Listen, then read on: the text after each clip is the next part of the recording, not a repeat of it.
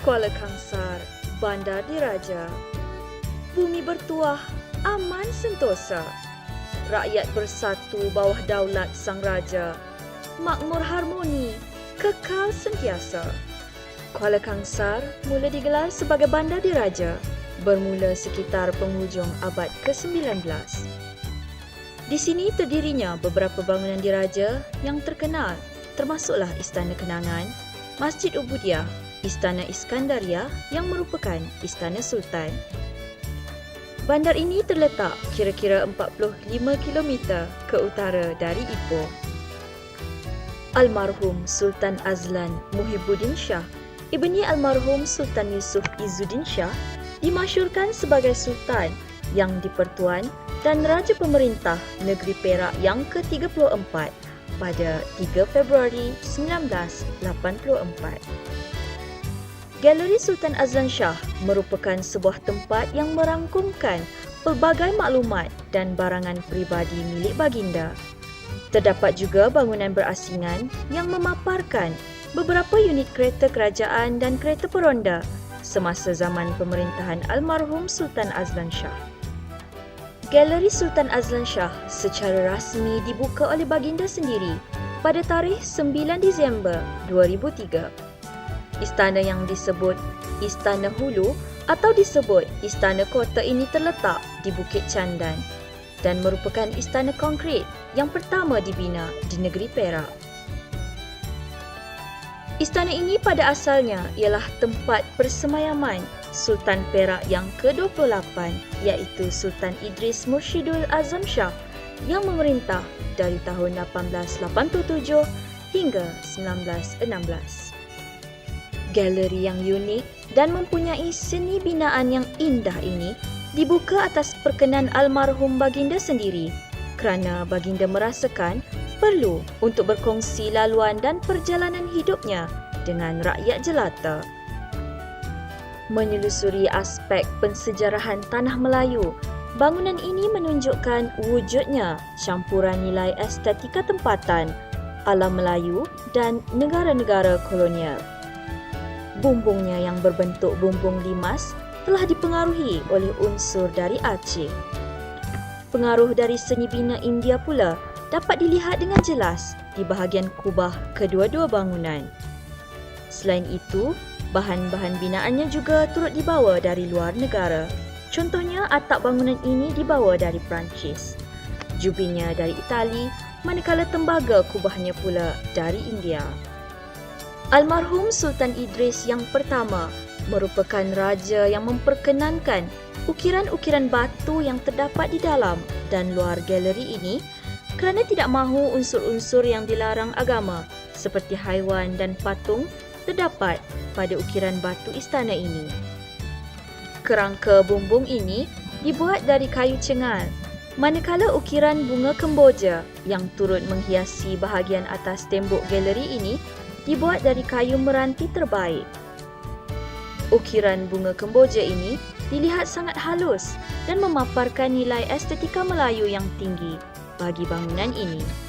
Bagi mengetahui maklumat lebih lanjut, Encik Muhammad Soleh bin Ismail yang merupakan kurator bagi galeri ini bakal berkongsi sebersedikit maklumat berkenaan galeri Sultan Azlan Shah.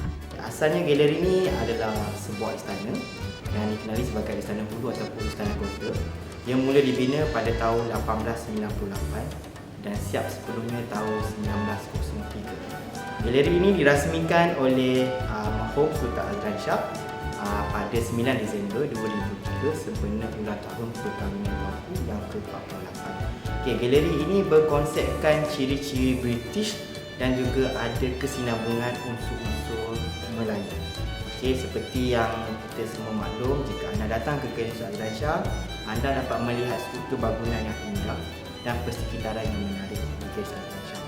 Galeri ini menempatkan semua barang-barang peribadi almarhum Sultan Azlan Shah ketika almarhum masih kecil sehingga almarhum meningkat dewasa dan memegang jawatan antara yang tertinggi di Malaysia, iaitu yang di-Pertuan Agong yang ke-9 dan juga sebagai Ketua Hakim Negara. Pada bahagian bawah galeri ini, turut dipaparkan sukan kegemaran baginda, iaitu hoki. Walaupun baginda terlibat dalam pelbagai jenis sukan pada zaman mudanya, namun hoki merupakan sukan yang paling digemarinya. Hingga baginda pernah diangkat sebagai Presiden Persekutuan Hoki Asia. Oleh sebab cintanya yang begitu tinggi terhadap sukan hoki, baginda menganjurkan Piala Sultan Azlan Shah di mana sebuah piala utama disimpan di dalam galeri ini. Bahagian atas galeri ini pula terdiri daripada menara kiri dan menara kanan, yang mana pada bahagian kiri galeri ini merupakan bahagian khas buat Sultan, manakala pada bahagian kanan merupakan bahagian khas buat permaisuri. Apa yang menariknya, bahagian kiri menara terdapatnya bilik bersiram Sultan yang berkonsepkan bunga-bungaan. Jubinnya daripada Itali, manakala atapnya daripada Perancis dan telah berusia 113 tahun.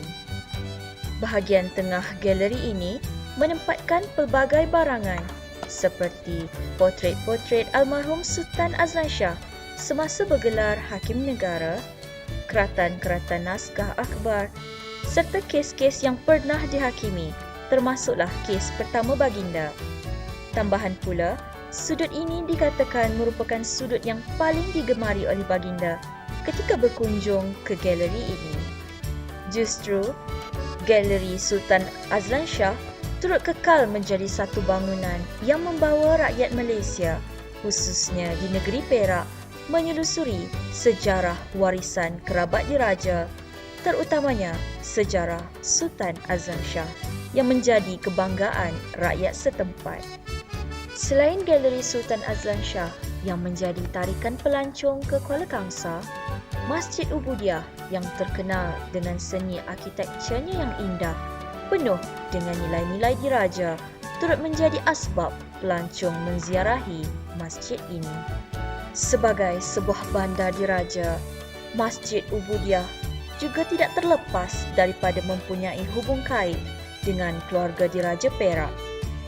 Asas pembinaannya adalah berdasarkan nazar Sultan Idris Mursyidul Azam Shah, Sultan Perak ke-28 yang sembuh daripada penyakit baginda. Terletak di Bukit Candan, Kuala Kangsar, bangunan yang mempunyai 4 buah menara setinggi 126 kaki ini merupakan kebanggaan dan simbol kepercayaan bagi muslimin di sini. Keindahan seni bina Islam terlihat jelas menerusi 4 buah menara dan kubah yang berwarna emas. Pembinaan bangunan ini dikatakan turut mengambil kira susun lapis pembesar 4 lipatan dengan sebuah bangunan induk di tengah yang terdirinya sebuah kubah utama, dikelilingi 4 buah anjung dengan setiap satunya mempunyai kubah sendiri. Terdapat juga 8 buah menara induk dan 16 menara apit yang hampir menampilkan kebenaran andaian tersebut. Apabila menjejakkan kaki ke dalam ruangan solat masjid ini, pastinya deria bau pantas menangkap sejenis haruman yang membangkitkan rasa tenang dan mendamaikan. Ruangan atapnya pula tergantungnya lampu kristal yang mengindahkan lagi ruangan ini. Batu marmar hitam yang menjadi tiang dalam ruangan ini membangkitkan mood tersendiri untuk ruang solat Masjid Ubudiah ini. Kubah masjid ini berbentuk bawang mengambil motif seni bina India Moghul. Selain unsur tersebut dapat dilihat pada susunan batu marmar dan keindahan seni bentuk menaranya. Melalui pembinaan yang menggabungkan elemen klasik tempatan dan barat ini, maka terhasillah sebuah seni bina yang unggul dan romantis. Sehingga ke hari ini, Masjid Ubudiah ini tetap digunakan oleh masyarakat tempatan untuk beribadah selain turut menjadi tempat pelancong berkunjung untuk menikmati nilai sejarah dan keindahan seni binanya yang tersendiri. Labu Sayong merupakan salah satu seni warisan yang terkenal di negeri Perak, khususnya di Kuala Kangsar. Perusahaan Labu Sayong amat sinonim dengan Bandar Diraja dan menjadi antara industri terkenal di sini. Kawasan yang paling banyak mengusahakan labu sayong ialah di Sayong. Mehan Enterprise ataupun dahulunya lebih dikenali sebagai Craft Sazila beralamat di nombor 98 Sayong Lembah, Kuala Kangsar. Perusahaan ini diusahakan oleh Puan Sazila binti Muhammad Yusof selain untuk menjana pendapatan keluarga melalui bakat sedia ada, beliau mampu mengekalkan tradisi warisan ini supaya tetap dikenali masyarakat. Craft Sazila atau Mehan Enterprise telah ditubuhkan pada tahun 2000 dari pada saya dan suami saya Encik Muhammad Nasir, dan kami merupakan pengusaha yang bukan daripada turun-temurun ataupun daripada datuk nenek. Ini adalah inisiatif kami sendiri mencebur bidang ini untuk membangunkan ataupun menambahkan taraf ekonomi kehidupan keluarga kami. Dan di sini kami lebih kepada produk yang berasaskan tanganian, tetapi kebanyakannya proses-proses adalah daripada teknik yang moden, kerana kami tidak mendapat sebarang maksudnya kepakaran daripada pembelajaran atau sebagainya, tetapi minat di dalam bidang ini adalah belajar daripada kawan-kawan kerana atas dasarnya untuk membangunkan taraf ekonomi kehidupan keluarga. Di sini saya akan tunjukkan di mana proses pembuatan labu sayur yang pertama, di mana tanah yang telah diproses di dalam mesin ni dan kemudian dibancur bersama dengan air, dan setelah hancur kita akan masukkan ke dalam penapis ni untuk kita dapatkan hasilnya yang bersih.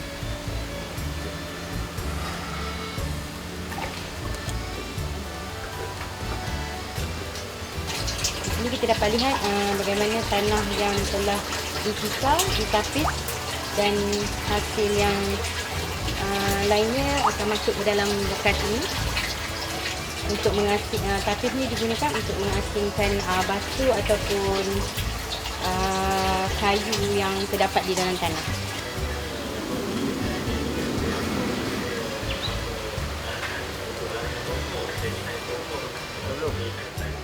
Okey, di sini kita akan dapat lihat bagaimana tanah yang telah ditapis tadi kita tuangkan ke dalam acuan-acuan yang sedia ada dari pelbagai bentuk.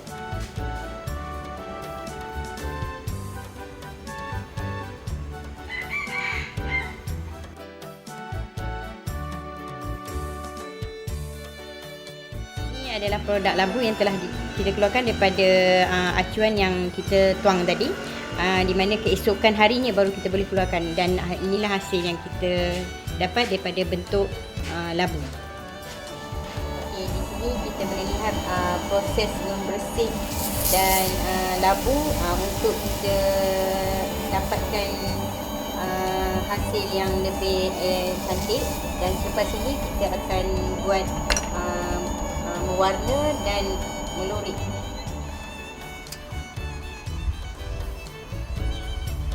Okay, di sini kita boleh lihat hasil yang telah dilurik, iaitu corak daun kelapa yang sedang dilakukan oleh Puan Zaliha. Okay, setelah produk yang dilurik dan diwarna dan dilurikkan, dan ini adalah hasil yang telah siap dan kita akan keringkan sebelum kita masuk ke dalam oven untuk proses pembakaran. Ini adalah oven untuk pembakaran yang dipanggil tanur gas. Dan produk-produk yang telah dikeringkan tadi akan dimasukkan ke dalam tanur ini dan disusun mengikut level dia, dan kita akan bakar dia dalam suhu 950 dan lebih kurang dalam 9 ke 10 jam. Labu sayong yang masih mendapat tempat dalam kalangan masyarakat hari ini merupakan sejenis seni pembuatan seramik yang sebenarnya wujud sejak zaman berzaman. hingga ke hari ini namun dengan konsep dan teknologi pembuatan yang lebih moden. Kuala Kangsar juga terkenal dengan seni tekatan yang tinggi nilai keseniannya. Seni tekat juga dikenali sebagai sulaman benang emas, merupakan hasil seni tradisional yang sangat terkenal di sekitar negeri Perak dan Selangor. Seni sulam kraft yang indah ini dikatakan dipengaruhi oleh seni sulaman dari India, China dan Tanah Arab. Seni tekat ini menjadi suatu hasil seni yang terkenal dalam kalangan keluarga diraja, kerabatnya serta golongan bangsawan, baik pada pakaian maupun perhiasan di istana. Hajah Azizah binti Muhammad Yusof merupakan adik guru seni tekat Malaysia yang diiktiraf oleh Kraft Tangan Malaysia bermula pada tahun 1995 kerana semangatnya dalam memelihara seni tekatan negara. Minat serta bakat yang mendalam dan tidak lupa kehalusan hasil tangannya membolehkan beliau mendapat tempahan daripada pihak istana. Menurutnya, sungguh pun beliau sudah tamat perkhidmatan. Kraft Tangan Malaysia, Seni Warisan Malaysia dan SIRIM masih merujuknya dalam penjagaan kualiti. Jika kita merupakan individu yang minat dalam mengetahui hal berkenaan seni warisan negara, pastinya nama Hajah Azizah ini bukanlah nama yang asing lagi kerana terlalu banyak sumbangan beliau terhadap industri ini dan negara. Contohnya, jika kita melawat ke Muzium Negara, terdapat seni tekat hasil tangan beliau sendiri pada tempat tidur dan tempat persandingan masyarakat Melayu. Saya buat ada 3 jenis tekat. Bukan tekat tangan aja. Tekat tangan ni yang memang harga dia memang mahal lah. Dan ada satu lagi tekat mesin dan tekat pakai komputer. Sebab saya dah tubuhkan satu syarikat kesemasa Berhad. Dan kita kena keluar setiap bulan tu banyak ni barang banyak. Sebab dah keluar syarikat mesti nak mengeluarkan barang ni banyak setiap bulan.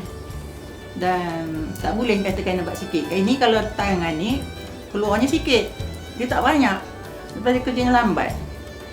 Dia lambat, barangnya mahal, terlalu slow lah buat ni kemahiran yang ni. Mesin tu dia cepat tapi dia murah. Benarnya pun murah, dia punya baju pun murah kita buat.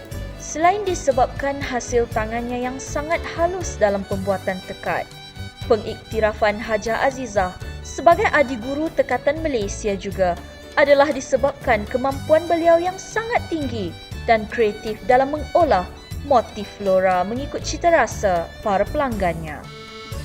Antara motif flora yang digubah dalam hasil tekatannya ialah bunga anggerik, daun asam batu, paku pakis, awan larat dan sebagainya.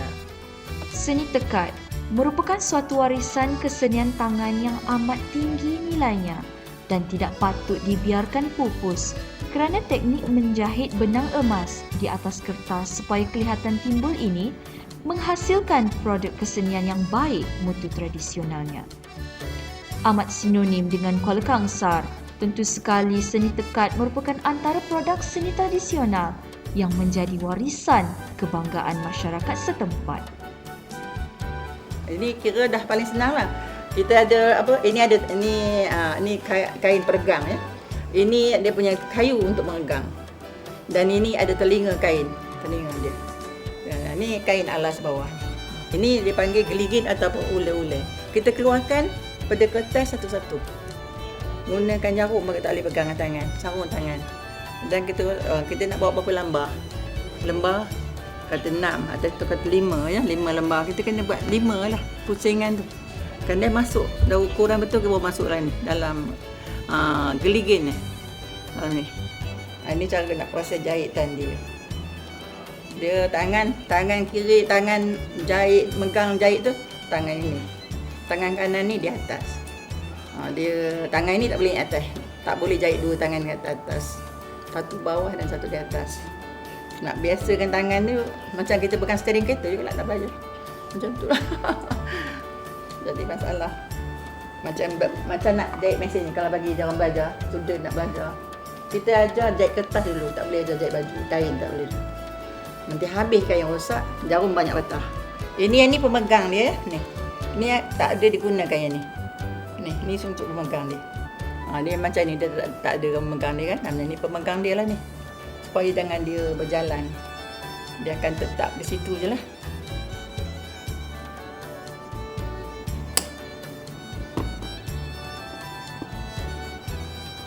Ini yang ni banyak ada orang pegang lah, dia orang terai. Dia susun di atas. Benang emas ni memang dia susun di atas. Dia tak boleh pegang dengan tangan benang ni. Kita proses jahit ni daripada mula-mula taruh dalam ni, semua main jarum, tak boleh pegang dengan tangan. Itu syarat-syarat dia. Dan tangan kita ni ada berpeluh masin garam, dia mengandungi garam. Kalau kita pegang biasa tangan, dia akan pudar lah, dia akan sebam dan tak ada nampak shining dia. Penghasilannya yang memerlukan ketelitian dan kepakaran yang amat tinggi dalam seni tangan merupakan jaminan hasil seni tekad yang sudah pasti tidak akan mengecewakan, malah menjadikan kita kagum dengan keindahan daripada proses pembuatan sehinggalah kepada hasil tekatan yang telah siap. Seni tekad memerlukan sokongan daripada rakyat Malaysia sendiri untuk terus hidup dan terkenal di mata dunia, sama dengan hasil seni-seni lain. Kuala Kangsar, Bandar Diraja, bandar yang kaya dengan unsur sejarah, adat dan kejayaan-kejayaan yang dibawa pemimpinnya. Jika disoroti dengan lebih mendalam, kegemilangan sesebuah tempat sudah pasti berpunca dari kebijaksanaan pemimpin dan rakyatnya yang bersatu padu. Semangat patriotik harus sentiasa disemai di dalam diri kita agar warisan bandar-bandar yang memberi impak kepada negara ini dapat dikekalkan. Sebagai rakyat Malaysia, sudah pasti pentingnya untuk kita sama-sama merasakan sendiri kekaguman dan keindahan yang terdapat di Kuala Kangsar. Datang dan hayatilah sendiri di sini.